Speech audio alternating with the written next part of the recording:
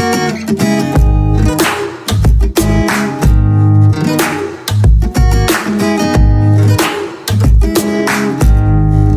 guys, welcome to my YouTube channel.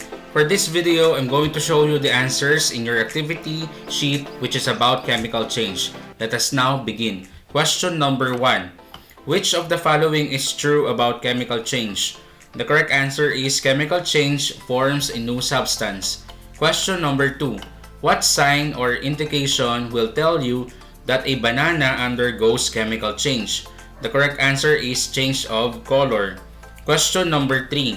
Which of the following is one of the similarities of physical and chemical change? The correct answer is internal combustion or involvement of heat. Question number 4. When water undergoes electrolysis process, what kind of change will you see? The correct answer is chemical change. Question number 5. Why do you need to learn about physical and chemical change in matter?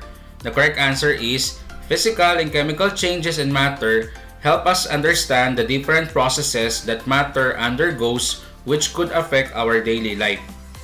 Question number 6. Study the process of the photosynthesis below. What can you conclude about this process in terms of chemical change?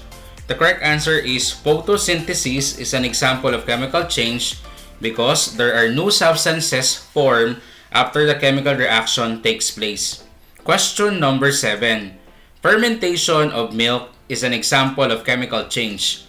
What sign or indication will tell you that it really undergoes chemical change process? The correct answer is formation of some solid materials. Question number 8. When you mix vinegar and baking soda, it produces bubbles or gases, which indicate that chemical change takes place. What do you call that gas it forms? The correct answer is carbon dioxide. Question number 9. Which of the following is an example of physical change? The correct answer is letter C. Question number 10. What happens to the chemical bonds of a certain substance when it undergoes chemical change? The correct answer is it breaks. Question number 11. Look at the image below. What sign or indication will tell you that fireworks undergo chemical change? The correct answer is release of energy. Question number 12. It is the term used to describe the original substances during the chemical reaction.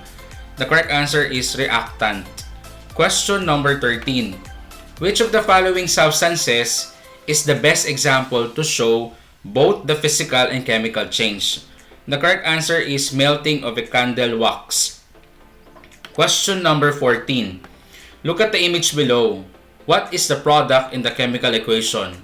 The correct answer is H2NO2. Question number 15. Which of the following undergoes chemical change? The correct answer is decomposition of a dead body. Finally, this ends this video presentation. If your score is 9 or above, congratulations. If your score is 8 or below, it means that you have to watch again the video lesson and look for those correct answers of your missed questions. Thank you for listening.